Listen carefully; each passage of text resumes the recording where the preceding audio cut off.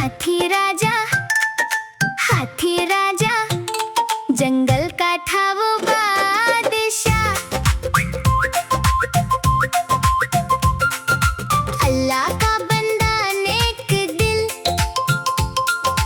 रखता था सबका वो ख्याल। चलता था धीरे धीरे, कदमों में थी शान निराली। सब जानवरों का दोस्त था, ना करता था कोई बदहाली। प्यासों को पानी देता, भूखों को देता था सहारा।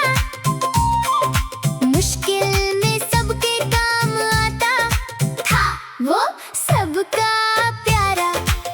नन्हे हिरन को दिलासा देता जब वो होता था परेशान।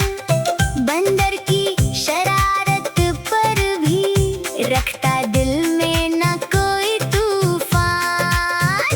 चिड़ियों के घोंसले बचाता, आंधी आए या बारिश हो, सबकी खुशी में खुश होता, चाहे कैसी भी ख्वाहिश हो।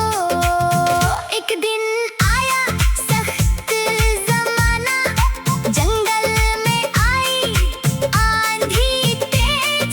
सब घबरा गए डर के मारे, कोई न था इतना मजबूत व तेज। हाथी राजा आगे बढ़ा, सबको दिया उसने हौसला। अपने जोर से बचा लिया सबको, खत्म हुआ हर एक मसला। यूं ही सबके दिलों में बसता वो नेकी